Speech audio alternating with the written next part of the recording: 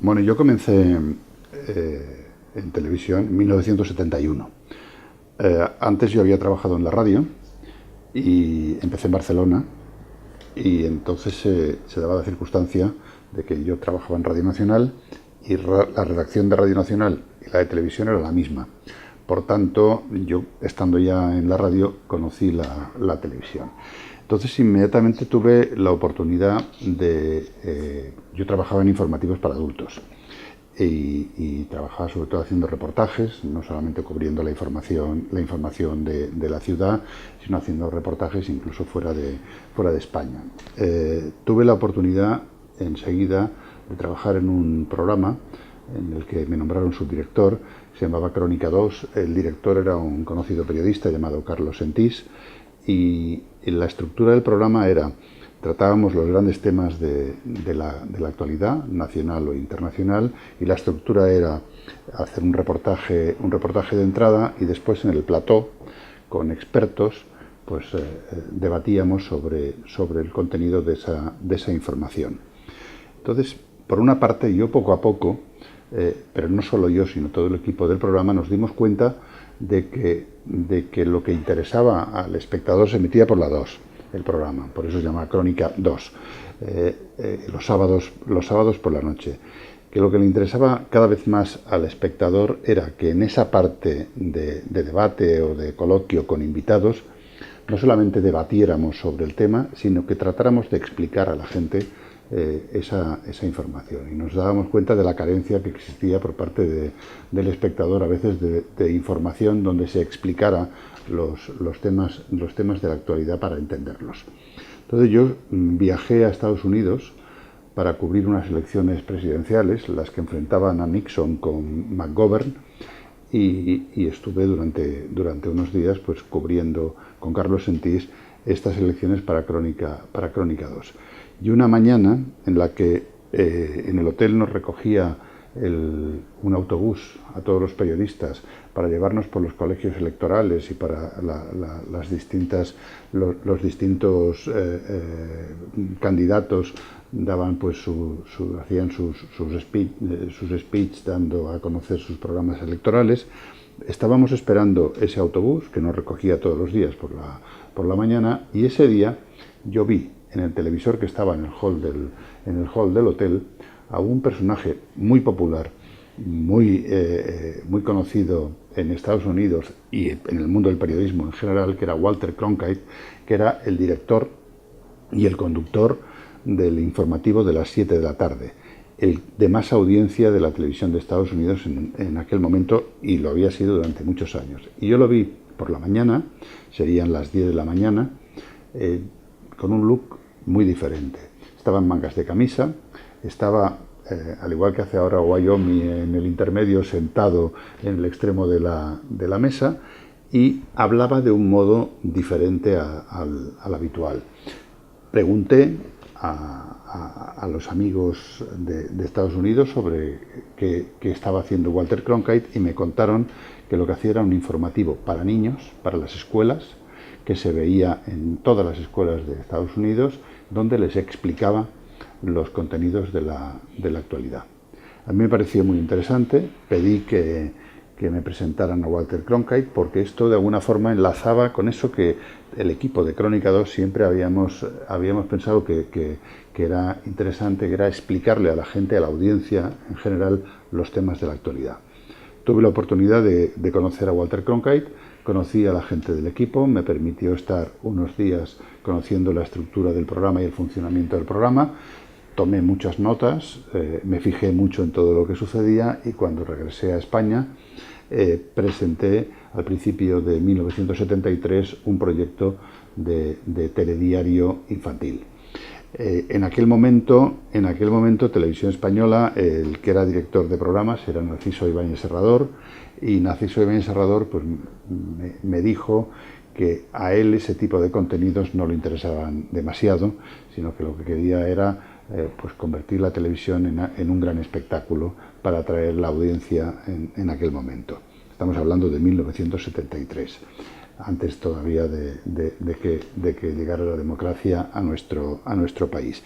Tuve que esperar casi un año, Y entonces se dio la circunstancia de que, como yo había empezado y trabajaba yo en Barcelona, la persona que era en aquel tiempo jefe de programas de televisión en Miramar, en los estudios de Barcelona, muy amigo mío, José Joaquín Marroquí, fue nombrado, fue el nombrado continuador de la dirección de programas después de Ibáñez Serrador. Le nombraron a él director de programas. Él conocía muchísimo la idea del informativo, porque se la había contado yo a lo largo de todo ese año, día tras día, durante 365 días, y por tanto, en cuanto tomó posesión, lo primero que hizo fue llamarme, invitarme a grabar un piloto. Grabamos un piloto y a los muy pocos días, en el mes de octubre de 1974, se emitió el primer programa de la semana, que era el informativo juvenil, los viernes por la tarde.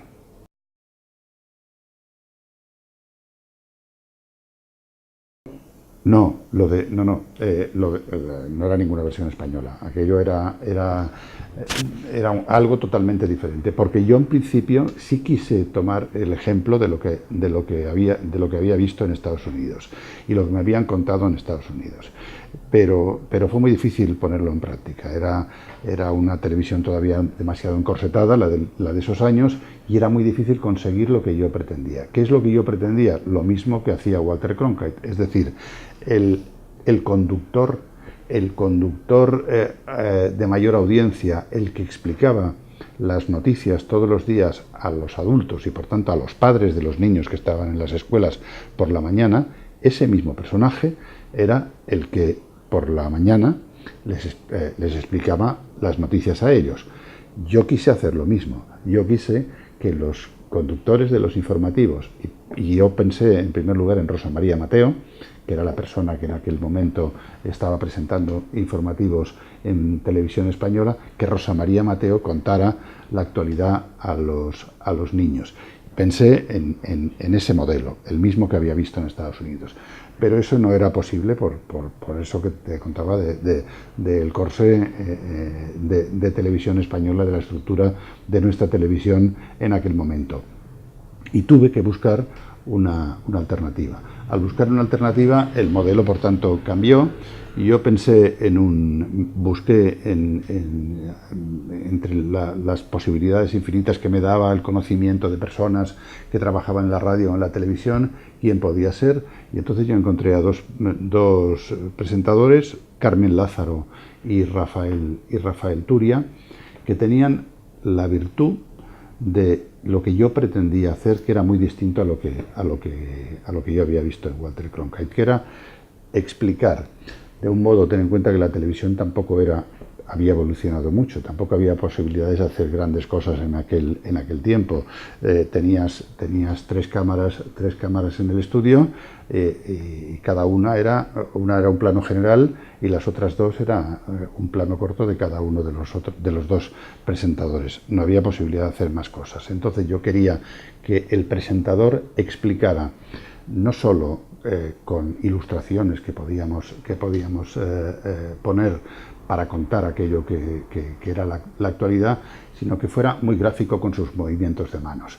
Y entonces yo siempre he pensado que eso es algo que es interesante, no solo antes, sino también ahora, que pudiera decir, aquí está Chipre, aquí está Turquía, y vamos a hablar del proceso de Nicosia, que está en medio. ¿Qué es lo que pasa? Que hay una mitad que es de Turquía, hay otra mitad que es de Chipre, y que con sus manos y con su forma de expresarse pudiera contar a los niños con facilidad y de una forma muy elemental lo que eran los grandes temas de la actualidad. Y así fue lo que hicimos, y se convirtió en un programa de éxito, no solo entre los niños. Nosotros íbamos a la hora de la audiencia infantil y juvenil, que era en aquel momento era la de la tarde. Se inició la programación con lo que se llamaba un globo, dos globos, tres globos. El globo era para los de preescolar, los dos globos era para los niños, y los tres globos era para adolescentes. Los tres niveles de programas. Y mi programa era de dos globos, tres globos, es decir, tenía contenidos para niños de edades inferiores y ya también para los adolescentes. Pero súbitamente descubrimos que el programa era muy visto no solo por niños y jóvenes, sino sobre todo por adultos que decían que entendían ya de una vez por todas los grandes temas de la actualidad que se les explicaban a través de ese programa.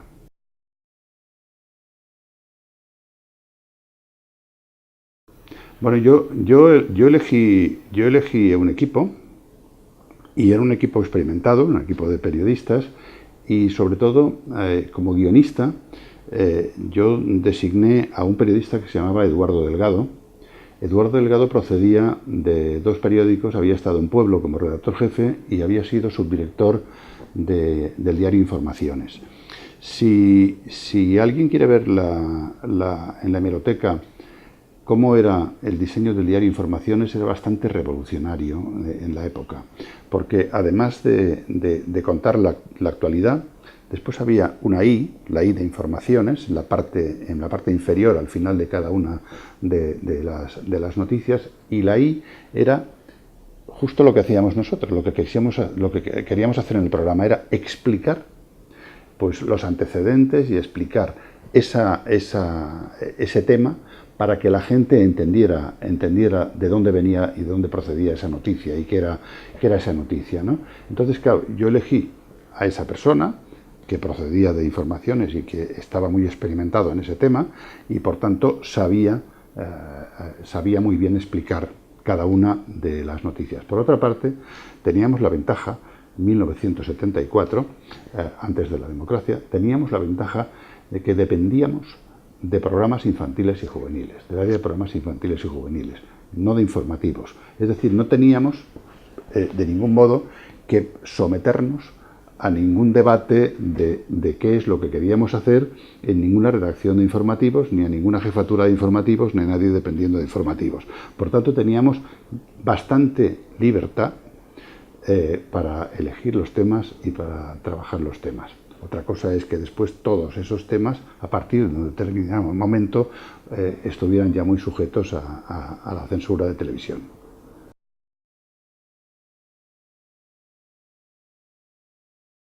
Bueno, con la semana pasaron varias cosas, y es que fue acogida como algo novedoso en toda la empresa. O sea, nos sorprendió a todos. Yo pensaba que era algo que, bueno, que era un formato nuevo que llegaba a televisión española, no solo a televisión española, sino a Europa, porque cuando yo empecé con el programa, simultáneamente, al mismo tiempo, en la BBC, empezó un proyecto parecido, un programa que se llamaba John Craven Newsround, que era un informativo exactamente igual que el mío. Y a partir de entonces, tanto uno como otro, John Craven, que era el presentador y el director del programa, y yo como director de la semana, pues nos invitaban a participar en muchas reuniones en Europa organizadas por la UER, donde dábamos a conocer nuestra experiencia. Poco a poco, todas las televisiones fueron incorporando algún tipo de informativo juvenil parecido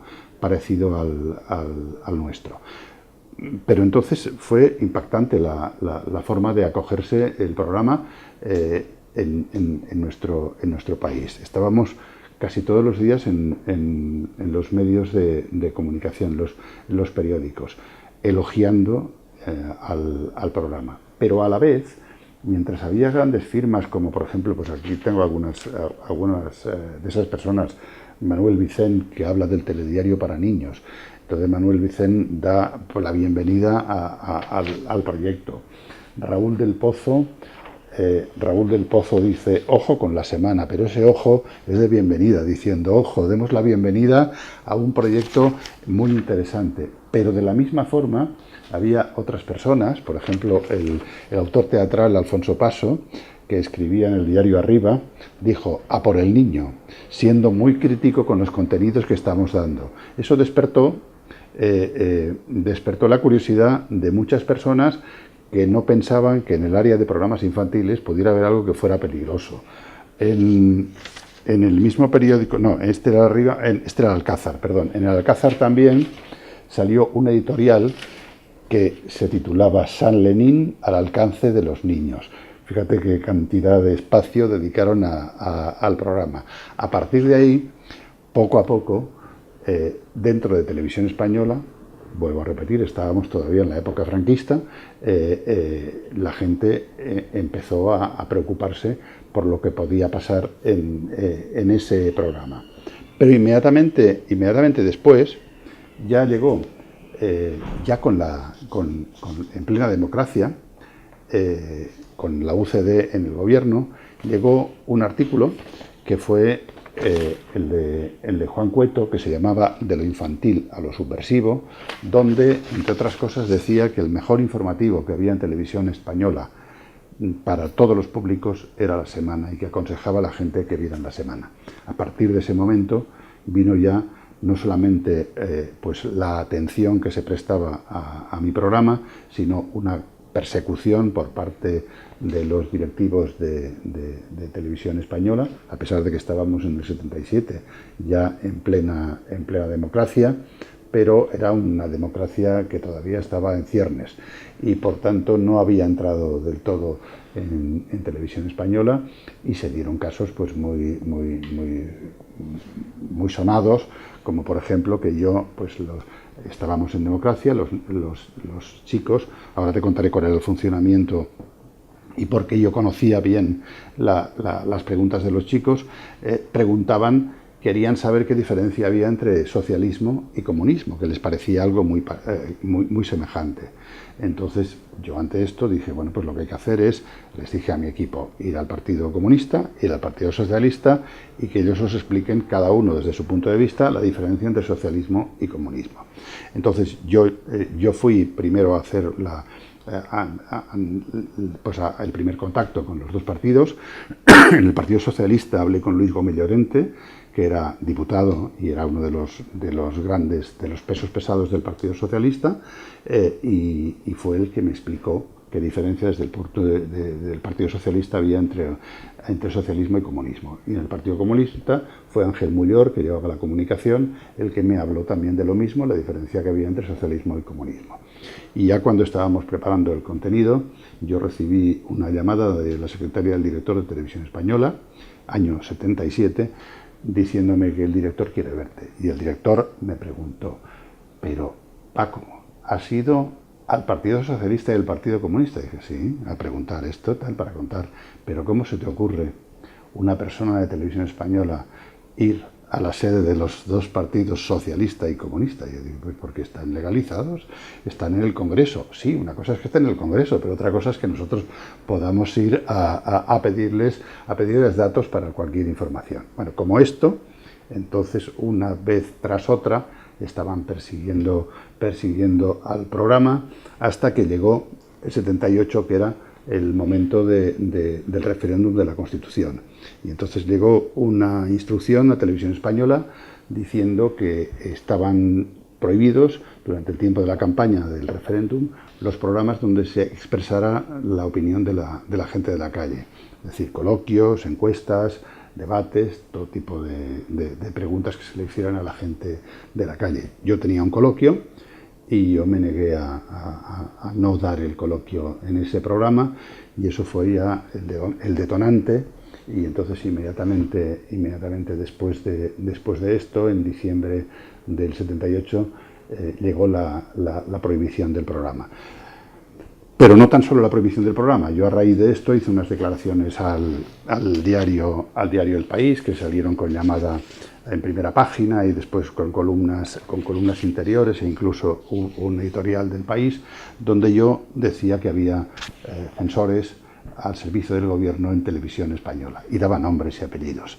De tal manera que el día que apareció esto en El País, llegaron las personas de seguridad de Televisión Española a mi despacho y me dijeron, tiene usted 24 horas por orden del director general para dejar este despacho y para dejar Televisión Española. Y entonces tuve que recoger todo en 24 horas y no solo se acabó el programa, sino que se acabó el equipo y se acabó mi servicio a Televisión Española. Yo en ese momento dije, yo voy a seguir haciendo el programa donde sea, en la radio, en un periódico o voceándolo por la calle.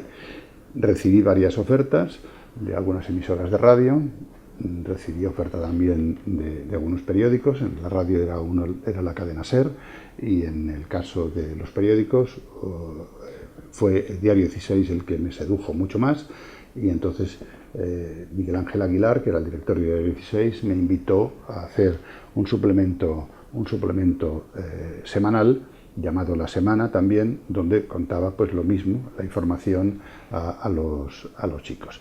Y eso lo tuve desde el 78 hasta el 80, en que se produjo un cambio en la Dirección General de Televisión Española y fui llamado de nuevo para incorporarme con el programa.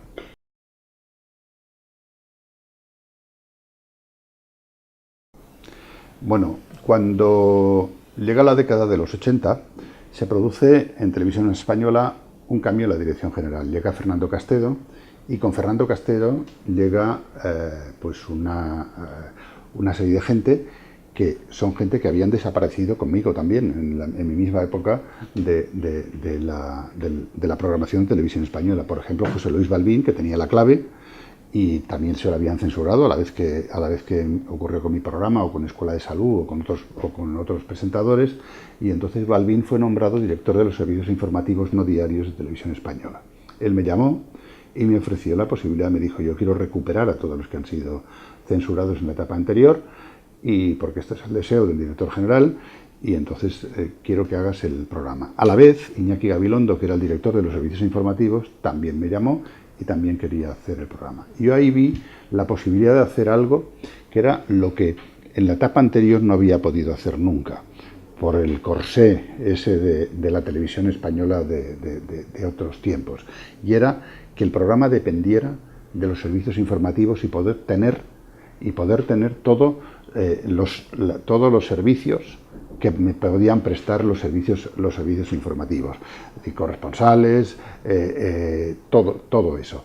Yo ya había conseguido alguna colaboración de este tipo. Había gente, por ejemplo, Jesús Hermida.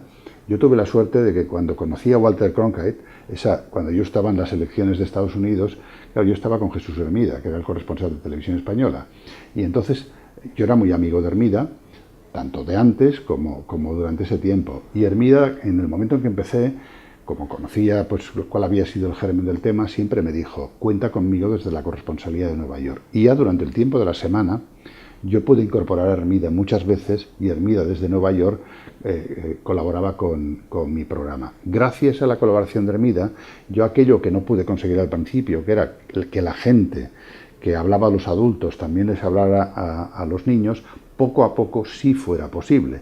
Es decir, de la misma forma que Hermida, yo conseguí que algún otro corresponsal también se incorporara con algunas crónicas o con algunos reportajes, o personas que eran muy populares en el momento, como Miguel de la Cuadra Salcedo, que también estuviera en mi programa haciendo algún reportaje o haciendo alguna colaboración. Y poco a poco fui consiguiendo que la gente que hablaba a los adultos se incorporara también hablándoles a los niños. Pero no estábamos dependiendo de la estructura de informativos. Es decir, yo no podía ver todos los días lo que llegaba en el intercambio de Eurovisión. Antes las noticias llegaban, había dos intercambios, uno por la mañana y uno por la tarde, iban llegando las informaciones que a través de Eurovisión todas las televisiones daban sobre las noticias que habían sucedido en el mundo. Yo no podía antes tener acceso a esa información. Ya en la época de los 80, dependiendo de informativos, sí la tenía. Yo no podía tener acceso al departamento de los teletipos, donde estaban en aquel momento llegando las noticias al momento de todo el mundo. Yo en ese momento sí pude tener acceso a eso. Y entonces pude soñar también con lo que había sido mi objetivo desde el primer momento. Era no tener un informativo semanal, sino tener realmente un telediario todos los días, como existía con los adultos. Y entonces eso pude conseguirlo en la década de los 80. Primero empecé con el informativo juvenil, que era semanal, y entonces pude conseguir tener ya todos los días, de lunes a jueves, un informativo diario, y el viernes era el semanal, que se llamaba Nosotros. El diario eran 10 minutos y el semanal era un programa que llegó a ser de 1 hora de duración.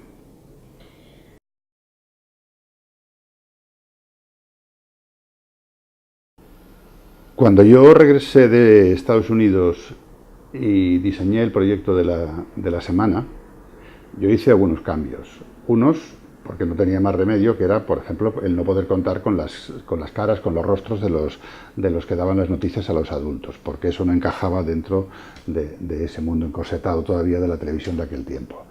Pero lo que sí yo quise hacer, a diferencia de lo que se hacía en Estados Unidos, era incorporar desde el primer momento a un equipo de niños de las edades de los espectadores que trabajaran con el equipo de redacción nuestro. Y ya desde el primer momento, es decir, desde el mes de octubre de 1974, yo tuve un equipo. En el 74 tuve un primer equipo, que eran 12 niños, de las edades de entre 12 y 14 años, que eran las edades a quienes iba destinado el programa, que se les reunía pues un par de veces por semana y se les hablaba de las noticias y la redacción sabía qué es lo que querían saber, de qué modo querían que se les explicara, qué sabían ellos de esa determinada información, etc. Entonces, eso desde el primer momento existió en la semana. Poco a poco, eso lo fui cambiando, porque claro, eso también era muy encorsetado, porque eran los mismos 12 niños con los que solo nos podíamos ver 2 veces o máximo 3 por semana, porque no podían desatender la escuela, y entonces era muy complicado. Entonces lo que hice inmediatamente era todos los días, desde 1974, porque eso duró muy poco la redacción de 12, desde el mismo 74 hasta el 78 en que terminó la semana, yo todos los días del año, iba a 2 colegios y trabajaba la actualidad con los periódicos del día, con una clase diferente en cada colegio, con edades diferentes. Y eso lo hacía yo personalmente. Trabajaba con ellos en colaboración con algunos de los asesores pedagógicos que yo tenía en el programa.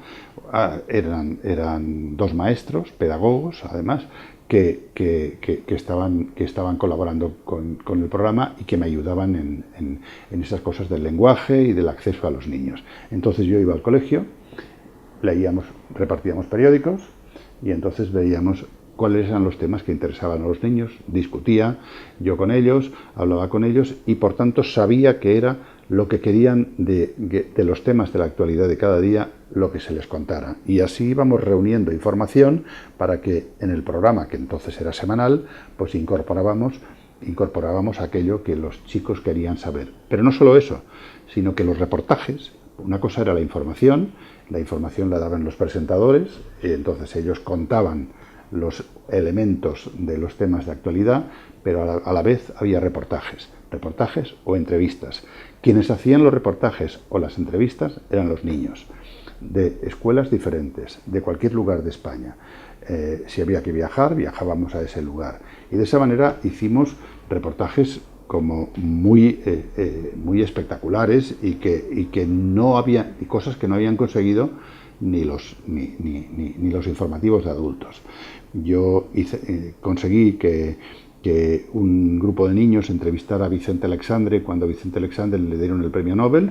Entonces, antes que la televisión de adultos, mis cámaras llegaron con un grupo de niños a entrevistar a Vicente Aleixandre, o estuvieron en la cárcel entrevistando a Lute, o iban pues a cualquier acontecimiento que hubiera en cualquier lugar de España de actualidad, a hacer su reportaje.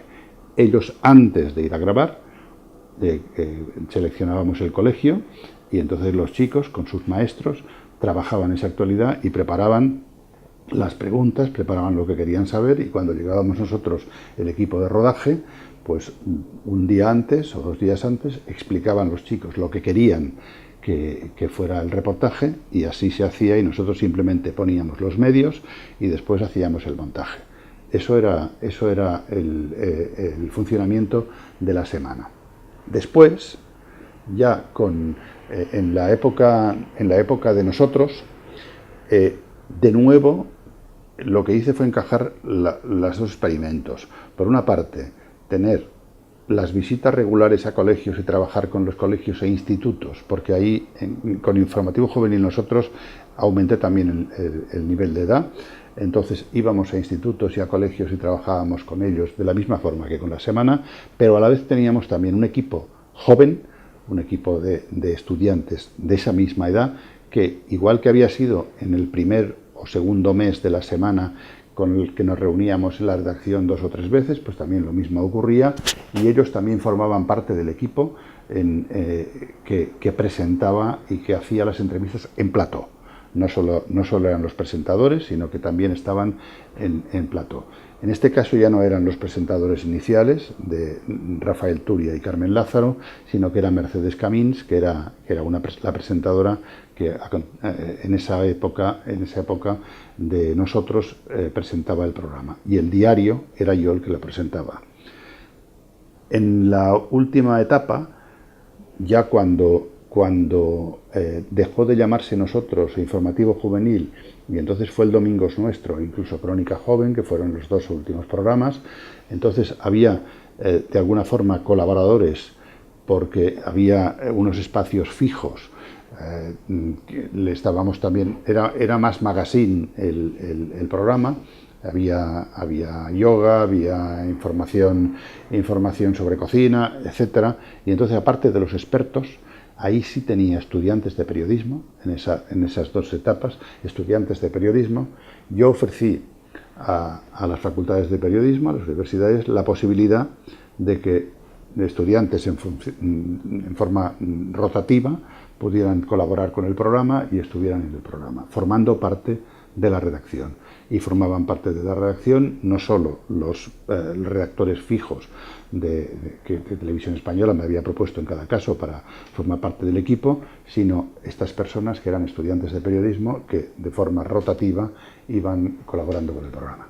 Y esa ha sido un poco toda la colaboración que ha habido, que yo he querido, de gente joven que participara en el programa.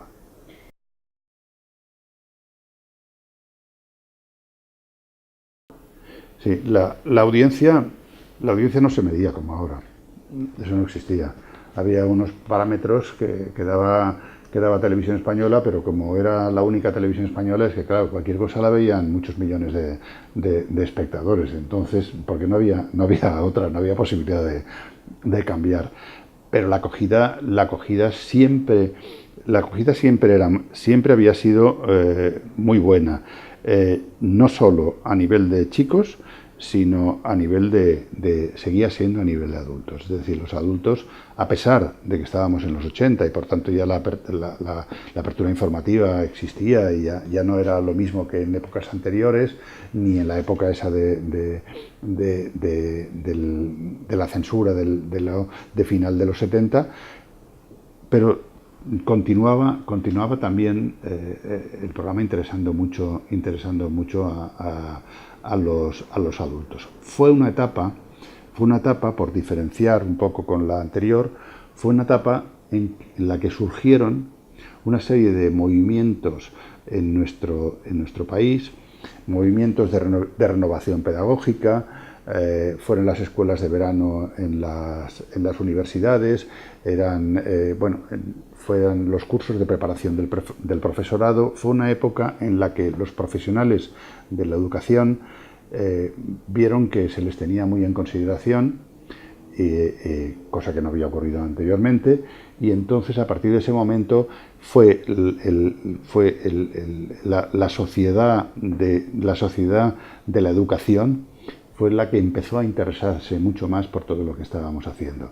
Y sobre todo fue un momento en el que había una preocupación muy latente por lo perjudicial que podía ser para los niños ver tanta televisión. Claro, de repente los niños, de no haber visto nada, porque al principio en la blanco y negro pues no veían casi nada, después veían mucha televisión y empezó a hablarse de lo perjudicial que podía ser ver mucha televisión. Y entonces nosotros mismos tuvimos que incorporar contenidos que fueran para educar también, o de alguna forma enseñar a los niños y también a los maestros y a los padres qué tenían que hacer para despertar un espíritu crítico en los niños ante lo que sucedía en televisión. Y a partir de ahí surgieron una serie de cosas muy interesantes, porque salió un programa Prensa-Escuela que desarrolló el Ministerio de Educación en nuestro país cuando el primer gobierno socialista. Era la primera vez que se trabajaba la prensa en las escuelas. Entonces eso coincidió con lo que yo estaba haciendo desde hacía ya unos años de leer los periódicos. Entonces a mí me incorporaron al desarrollo de este proyecto Prensa Escuela, y otras, además de la prensa, pues fue el desarrollo de cómo ver la televisión y cómo enseñar a ver televisión a los niños. Entonces todo eso supuso que los ojos del mundo de la educación, de los maestros, de los pedagogos, pues se abrieran ante contenidos como, por ejemplo, podía ser mi programa, y sobre todo a ellos les interesara verlo y discutirlo.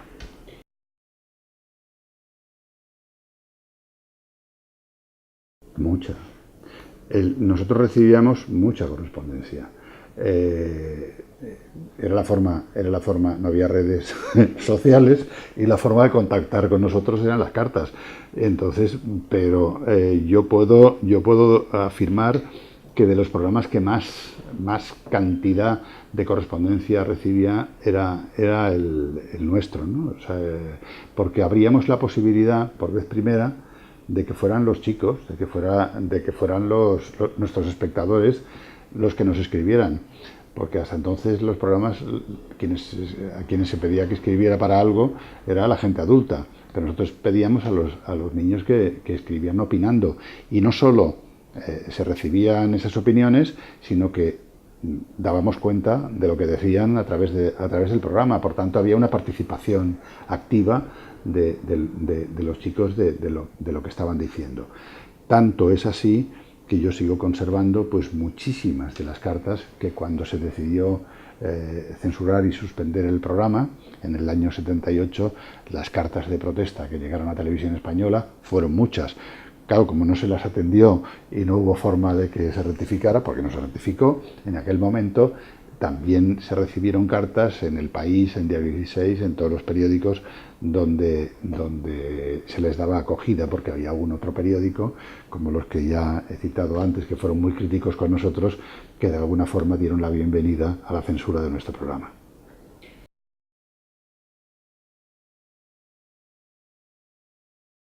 Bueno, salieron muchas cosas. Salió, por ejemplo, salió en los años 80 pues un formato que era Pista Libre. Era un programa muy parecido a lo que había sido La Clave de Balbín. Es decir, se proyectaba una película, y a través de la película pues había posibilidad de un debate con chicos, ¿no? Entonces salieron muchos. Quizá por eso yo en los últimos tiempos, a partir de los 80, ya 80 y bastantes, ya cerca de Crónica Joven y El Domingo es Nuestro, le di un carácter más de magazine al programa, porque sí había muchas coincidencias con otro tipo de programas. A lo que nunca quise renunciar era al coloquio. Yo casi siempre mantuve el coloquio, porque pensé que el coloquio era la posibilidad de dar voz a los que en aquel tiempo no tenían ninguna voz, que eran los niños. Yo hice hicimos muchas investigaciones, la gente del programa, sobre el protagonismo que podían tener los jóvenes, y al decir jóvenes me refiero a jóvenes adolescentes especialmente, en los medios de comunicación, y casi nunca aparecían. Solo aparecían pues cuando eran objeto o de noticia en el mundo del deporte o noticia en el mundo de los sucesos, nada más. No había otra sección en la que aparecieran los jóvenes, y muchísimo menos en la opinión. Entonces yo siempre defendí que los jóvenes, y ahí digo jóvenes, ya no solo adolescentes, sino sobre todo jóvenes, pues tenían opiniones relevantes de cualquier tema y que debían ser escuchados. Y entonces, por tanto, yo puse en marcha secciones en las que los jóvenes opinaban de todos los temas, de cualquier tema, y a la vez coloquios en los que participaban los jóvenes. Puedo decir, por ejemplo, que hay jóvenes que después han destacado en muchas facetas de la vida, que surgieron de mis programas. Aitana Sánchez Gijón estaba estudiando en el Colegio Cardenal Herrera Oria y era uno de los colegios que participaban en mis coloquios.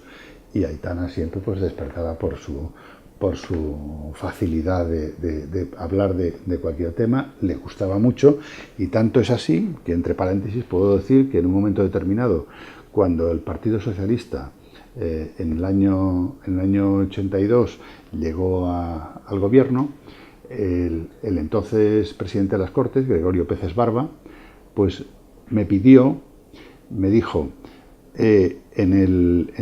nosotros en el Congreso recibimos muchas visitas y siempre vienen los escolares de distintos colegios y hay que enseñarles el Congreso.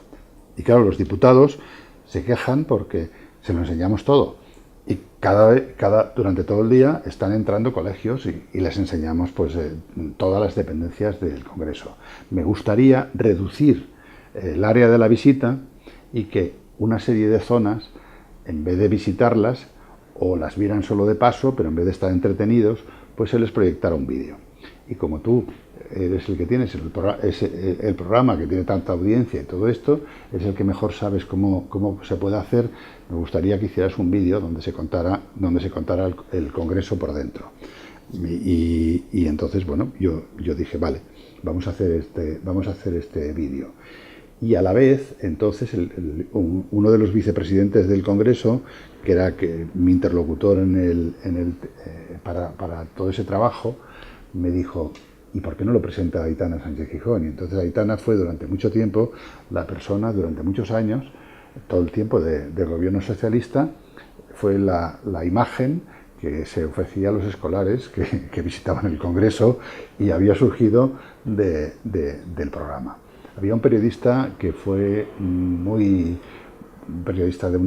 su firma era muy conocida en todos los años últimos del franquismo y principio de la transición, que era Pedro Rodríguez. Pedro Rodríguez escribía en Pueblo, y entonces su hijo, Pedro, empezó también a hablar y a participar en los coloquios de mi programa. Luego Pedro fue el fundador de la productora Cuarzo, que ha hecho muchísimos programas, y lamentablemente falleció siendo muy joven hace unos pocos años, y sus hermanos siguen trabajando, hermana y hermanos siguen trabajando en el mundo de la televisión, pero él empezó a destacar dentro también de mi programa. Y como ellos, muchísimas personas que tuvieron oportunidad pues de participar en coloquios o de opinar sobre temas, tanto en nosotros, en Informativo Juvenil,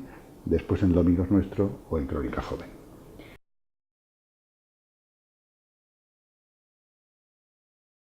Muchos. Yo tengo un dossier de la censura de mi programa, y la ha habido en todas las épocas. Es decir, salvo en la primera época, curiosamente, pero porque íbamos por libre. Porque claro, nadie se fijaba en un programa infantil. ¿Cómo va a ser peligroso un programa infantil? Nadie veía un programa infantil, entonces, por tanto, ahí no, es algo limpio, es algo que no va a crear ningún problema a nadie. Pero efectivamente los creaba. Y entonces fue cuando empezaron a mirarlo con lupa. Pero salvo en esa primera época, que fue muy poco tiempo, después todas las épocas han tenido sus censuras, han sido difíciles. La época primera de la transición, porque bueno, pues la UCD, quizá porque estaba construyendo todo y porque el presidente había sido antes director de programas, director de la cadena, director general, y conocía muy bien los entresijos de la televisión y las posibilidades que la televisión ofrecía para vender la política y para vender la imagen del gobierno, y por tanto había mucho control en esa época. Después, porque llegamos a esa época complicada, que es la del 23F, donde bueno, pues se tenía una involución, y hubo realmente una involución, es decir, la época que empezó en el 80 con la llegada de Fernando Castedo, cuando se nos invita a los censurados a volver, pues inmediatamente después pues todo esto desaparece, porque desaparece Fernando Castedo, viene de nuevo una dirección general, una dirección de informativos muy restrictiva y que recordaba a la de años anteriores, y vuelven a desaparecer muchas personas y muchos rostros y muchos programas. Es la época en la que desaparece Iñaki Gabilondo de la dirección de informativos, es la época en que desaparecen de nuevo muchos programas, ¿no? Entonces está todo como aletargado durante un tiempo. No llega a ser la desaparición, o sea, el cierre de programas tan tajante como fue en el 78, pero sí todo en un periodo aletargado. En el 82 viene la época socialista, y al principio pues sí es una época como muy aperturista y como donde se permite hacer muchas cosas, y es una televisión bastante libre, y donde todos estábamos como muy contentos de lo que estábamos haciendo. Pero inmediatamente después ya viene, curiosamente, la época de Pilar Miró, que vuelve a ser una época, no tanto por Pilar Miró quizás, sino por las personas que coloca Pilar Miró en los centros de poder, la época de nuevo restrictiva. Es la época en la que desaparece mi programa, pero no porque desaparezca solo mi programa, sino porque ya desaparece el interés por esa audiencia.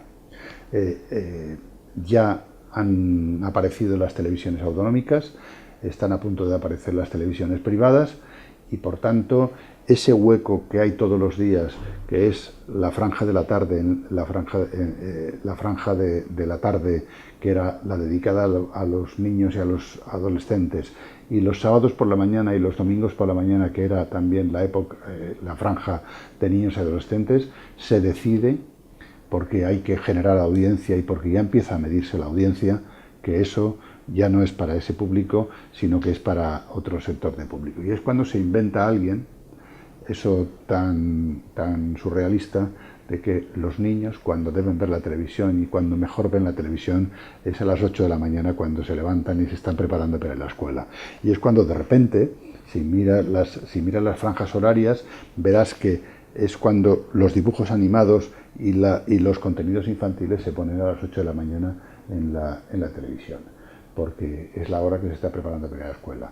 ¿Es la hora de mejor audiencia? No, lo que ocurre es que la audiencia de las tardes hay que dedicarla a las amas de casa, que es cuando en ese momento surge el interés por las amas de casa, y después otros tipos de sectores de la audiencia que dicen que son los que ven la televisión por la tarde. Y el interés por los niños, por los adolescentes y por los jóvenes desaparece totalmente.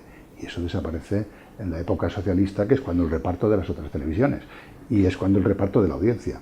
Y la audiencia, ante el fenómeno de la audiencia, no hay niño que mande nada.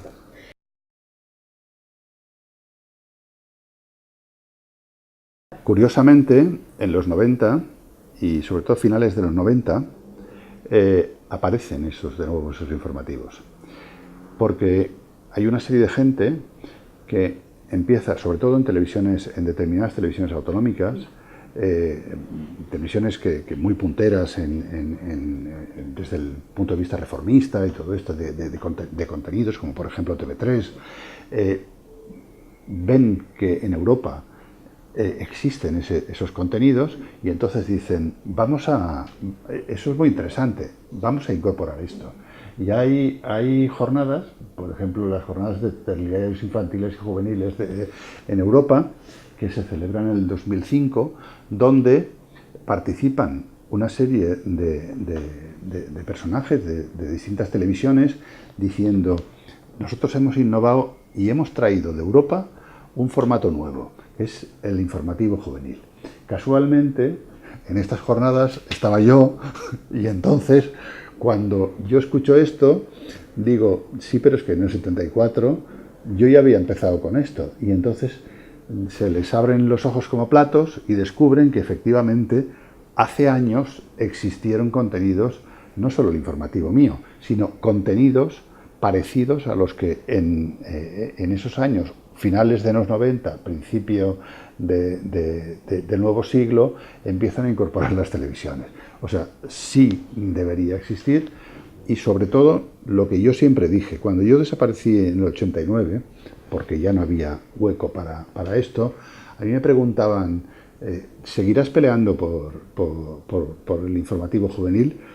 Y yo siempre decía algo que mantengo de otra manera. Sí, pero no. Es decir, ya un informativo de ese tipo no creo que deba existir en las grandes televisiones, generalistas. No es un programa para este tipo de televisión. Yo siempre he pensado, desde el momento en el que desaparecí en el 89 y cuando me preguntaban, ¿vas a pelear por un informativo? Yo dije sí, pero no. Sí debería existir un informativo de esa naturaleza, pero en una televisión generalista. El hueco, en ese momento, principio de los 90, yo creía que estaba en las televisiones autonómicas o incluso en las televisiones locales que empezaban a surgir y a brotar no solo en nuestro país, sino en otros países de Europa. Pensaba que la proximidad era lo que hacía necesario ese tipo de programas. Necesitaban de la proximidad. Y ahora pienso que todavía debe ser más próximo. Es decir, son programas que ya no necesitan ni de las autonómicas ni de las locales, porque existen posibilidades a través de Internet, a través de las redes, de ofrecer esos contenidos de otra manera y sobre todo de interactuar con el espectador. Es muy fácil ahora, de la misma forma que es muy fácil hacer un buenísimo documental con un teléfono móvil, y ejemplos hay en todo el mundo, se hacen buenísimos documentales que compiten con documentales hechos con otras técnicas, no solo documentales, sino ficción que se hace con móviles. Por tanto, es muy fácil interactuar y conseguir contenidos de este tipo próximos a la audiencia. Pienso, por tanto, claro, que ahora deberían existir y es posible que eso fuera un buen éxito y un buen contenido para los niños y jóvenes, pero utilizando las técnicas que existen actualmente.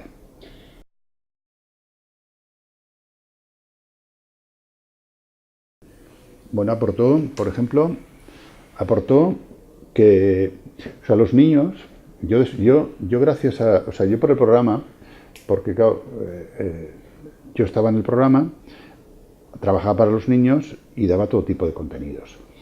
Entonces, una de las cosas que le agradezco al programa es haberme hecho, utilizando ese gesto que ahora se utiliza tanto, entrecomillado, experto en varios contenidos para niños.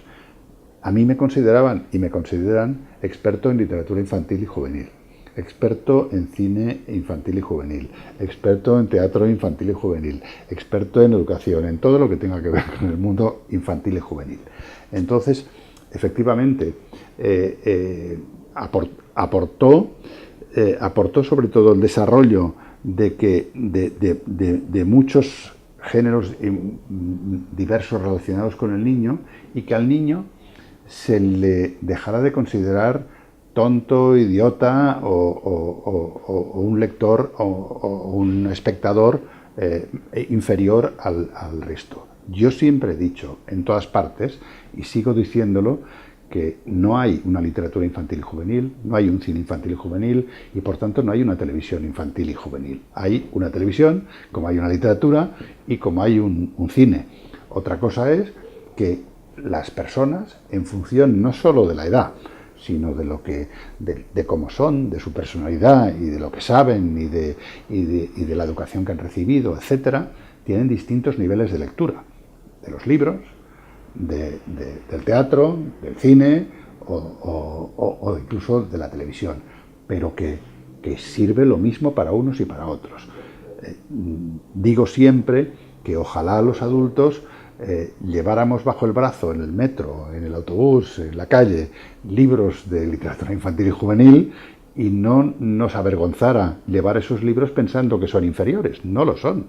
Son libros tan excelentes como pueda ser la mejor novela que exista para adultos. Por tanto, con la televisión es lo mismo. No tiene que haber diferencias.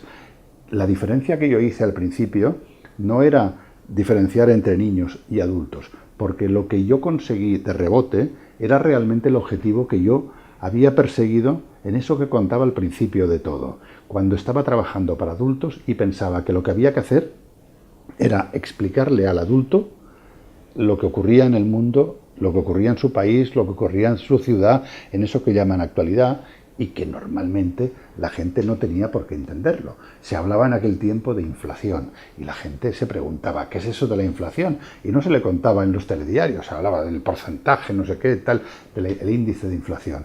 Pero había que preguntarle, a explicarle qué era lo que era la inflación. Se hablaba del País Vasco, por ejemplo, y de los problemas del País Vasco, pero la gente no sabía qué sucedía en el País Vasco. Se hablaba de terrorismo de ETA, se hablaba de nuevos partidos políticos diferentes a los estatales, pero la gente no sabía a santo de qué venía todo esto. Había que explicárselo. No es que yo tratara a los niños como inferiores, es que yo les explicaba a la audiencia, fueran niños o fueran adultos, el mundo que les rodeaba. Y eso es lo que yo pretendía entonces y lo que pienso que hay que seguir pretendiendo en cada uno de los momentos, en el teatro, en el cine, en la televisión, en cualquiera de las artes o de las manifestaciones. ¿Y qué se consiguió también? Pues que se rompiera una barrera que existía, que era muy dura. Y era muy dura, yo lo he vivido. Y era que el adulto se acercara al niño. Había adultos que destacaban pues, en la literatura, o que destacaban en el deporte, o que destacaban en la política, y cuando yo les llamaba y decía, ¿quieres venir para que te entrevisten los niños? Al principio decían niños.